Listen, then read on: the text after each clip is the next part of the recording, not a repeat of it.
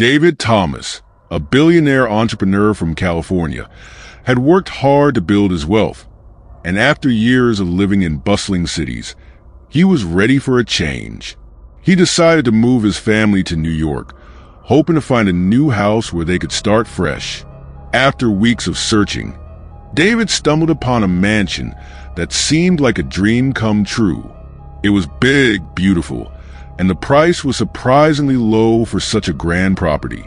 The house, located on a quiet street in an old part of the city, looked like something straight out of a fairy tale. The long, winding driveway led up to a massive, dark stone house, its grand windows reflecting the fading sun. Despite the eerie silence of the surrounding area, the house seemed perfect. This is it, David thought, convinced he'd found a bargain. The house felt charming and mysterious in a way he couldn't quite explain. But as soon as David made the decision to buy it, strange feelings of unease started creeping in. He dismissed them as nerves, the excitement of starting a new chapter in his life, nothing more. David moved in with his wife, Sarah, and their 8-year-old son, Ethan. The house, though grand, felt strangely cold. The long, dark hallways and towering ceilings gave it an intimidating air, and the creaky wooden floors seemed to groan beneath their weight. At night, the house felt far too quiet. Sarah, always the optimist, tried to brush off the discomfort, but David couldn't shake the feeling that something was wrong. One afternoon, while exploring the basement, Ethan discovered something odd. Hidden behind a stack of old furniture and dust-covered boxes, he found a small door. It was barely noticeable, tucked away in the corner of the basement. Intrigued, he couldn't resist. Ethan pried open the door and stepped inside. The room was strange. It was small and filled with the smell of old wood and something darker, like mildew. But it wasn't just the smell that was unsettling. The walls of the hidden room were covered with old toys. Dusty dolls, old wooden toy soldiers, forgotten teddy bears. Things that seemed abandoned, as if they had been sitting there for decades. But they weren't just ordinary toys. They looked too real. The faces of the dolls were unsettlingly lifelike, their eyes almost too bright. The toys looked as though they could come to life at any moment. Excited, Ethan picked up a small wooden soldier. As he held it in his hand, he couldn't help but notice how heavy it felt, how cold it seemed, like it had been waiting for someone to touch it. Ethan ran upstairs to show his father, holding the toy soldier in his hand like a prize. "Dad, look what I found," Ethan called out, his voice full of excitement. David glanced at the toy and smiled. "That's pretty cool, buddy, but maybe it's best to leave it down there. Those toys look kind of old," he said, brushing it off. But Ethan, fascinated by the hidden treasures, ignored his father's advice. He played with the toys for the rest of the evening, moving them around on the floor and even talking to them as though they were alive. As night fell, the house grew eerily quiet. The air felt heavier, the silence thicker. David and Sarah were in bed, but the stillness in the house made it hard to sleep. The clock ticked loudly in the dark, and every creak of the house echoed in the silence. Something felt wrong, something unexplainable. But David pushed it out of his mind. It was just his nerves, he told himself. Suddenly, from the dark hallway, David heard a sound that made his blood run cold. A soft, distant crying. It was faint at first, barely audible. He tried to ignore it, thinking it was just the house settling. But the sound grew louder, more desperate, more like a child in distress. His heart began to race. "Sarah," David whispered, turning to his wife, "do you hear that?" She nodded, her face pale. "What is that?" David hesitated. He couldn't tell if the sound was coming from outside or somewhere in the house.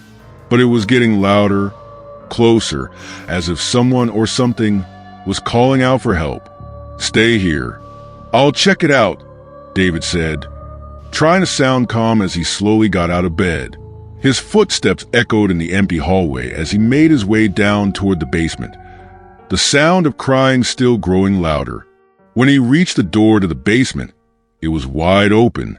The air was cold and heavy, filled with an unwelcoming presence. David hesitated for a moment before stepping inside, the wooden floor creaking beneath his feet.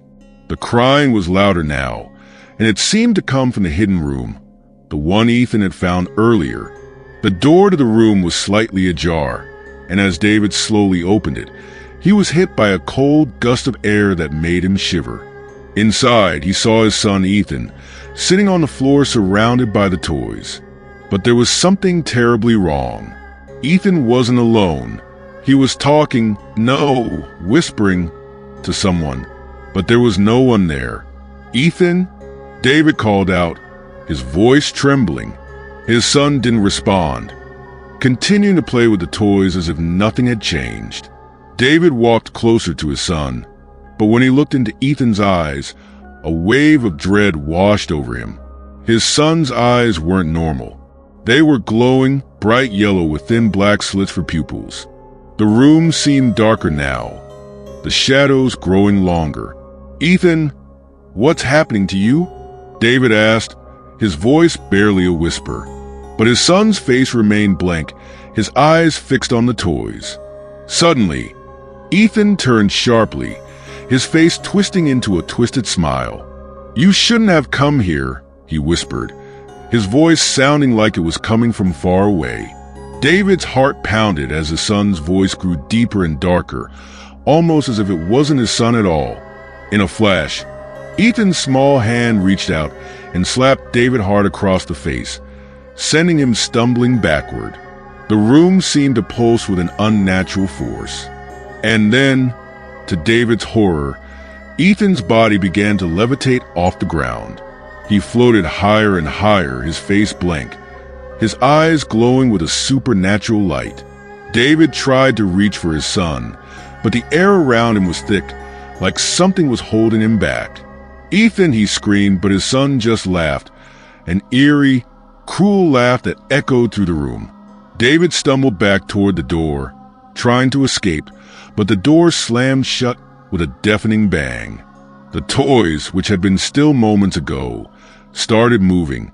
They crawled across the floor, their eyes following David with an unnerving intelligence. The wooden soldiers creaked and groaned as if they were alive, and the dolls' faces twisted into grotesque smiles. "Father, you're too late," Ethan's voice echoed, now coming from everywhere. "The house already has you. Your soul is mine." Suddenly, David felt a cold hand grip his shoulder, and he turned to find Sarah standing behind him. Her eyes were wide with terror, her face pale as she whispered, "David, we need to get out. Now." But it was too late. The house was alive. It was calling to them. And from the shadows, David could feel something darker watching them, something waiting for them to make a mistake. David and Sarah stood frozen in the dark basement, their hearts racing as they tried to process the terrifying situation. Ethan, their son, was no longer the boy they knew. His body hovered in the air, his eyes glowing with an unnatural yellow light, his laughter echoing around them. The room felt colder, almost suffocating, as if the air itself was thick with darkness. David's mind raced, trying to make sense of what was happening. "Ethan, please, you have to fight whatever this is," he shouted, his voice filled with desperation. But Ethan didn't respond. Instead, he stared at them with that twisted smile, his small body floating higher and higher into the air. The toys that surrounded him began to move, their eyes now fixated on David and Sarah.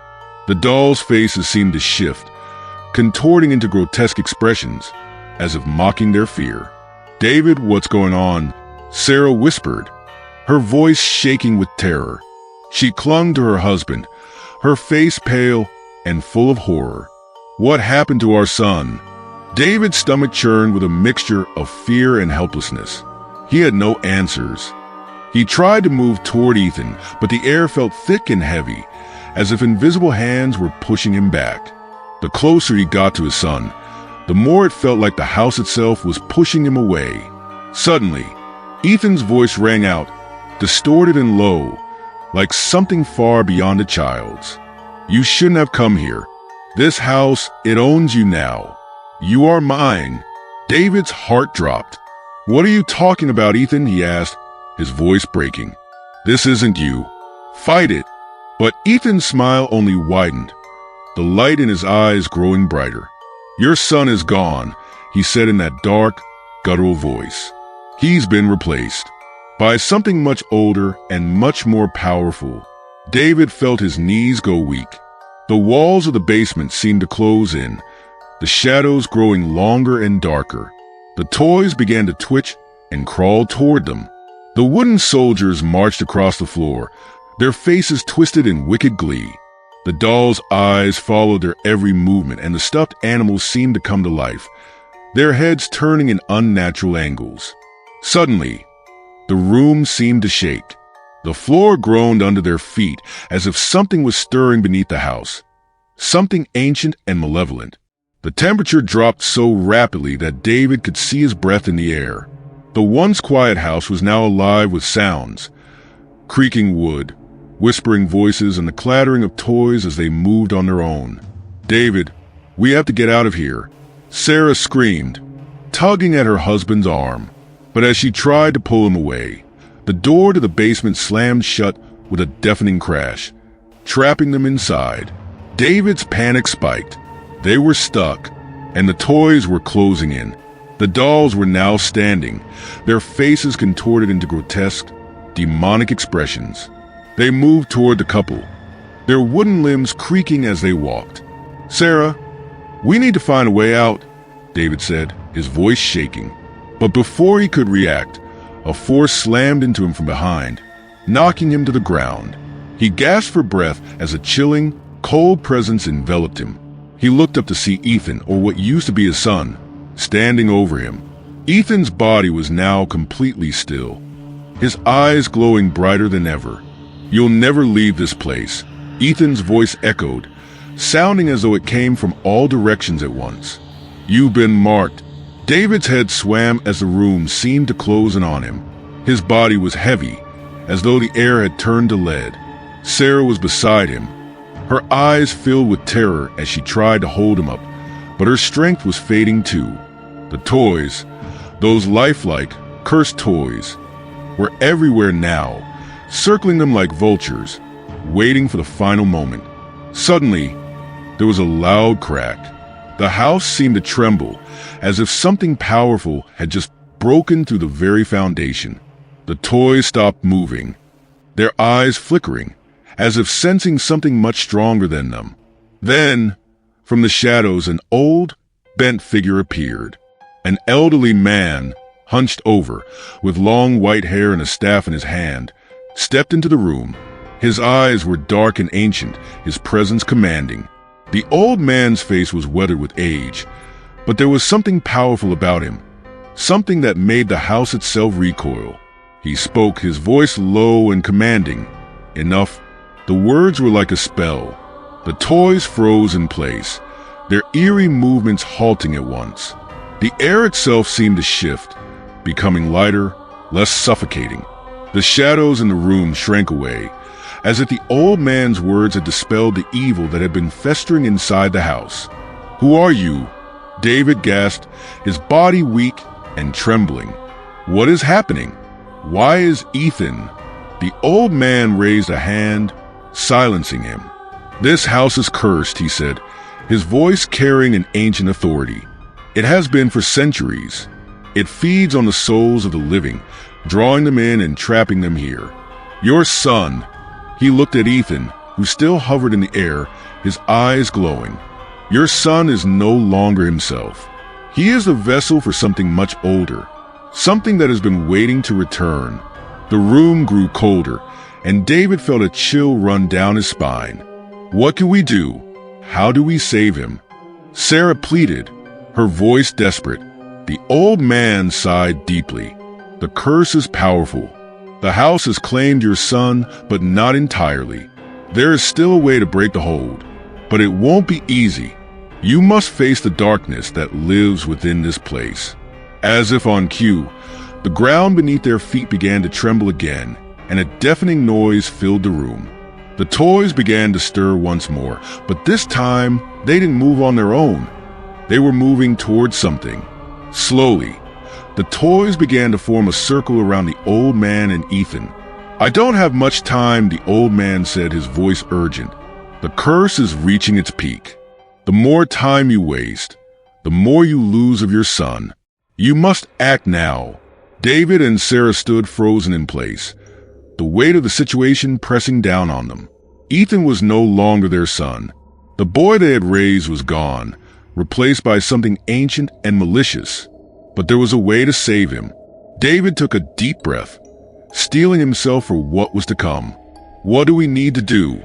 The old man's eyes darkened. "You need to destroy the source of the curse. The toys are more than just playthings. They are the key. But be warned, once you begin, there's no turning back. The house will fight you, and it will fight dirty."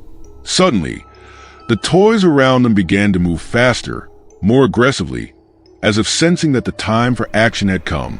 The dolls' eyes glowed with an unnatural light, their wooden faces twisted into snarl-like expressions. The soldiers began to march again, their tiny feet clicking against the floor like soldiers on a battlefield. David and Sarah braced themselves for the fight of their lives. There was no turning back now. The curse was here, and they had to destroy it before it was too late. As the old man raised his staff, a blinding light filled the room, pushing back the toys and the darkness that surrounded them. The house trembled as if it were about to collapse, and a deafening scream echoed through the walls. In that moment, David knew one thing for sure. The fight had just begun.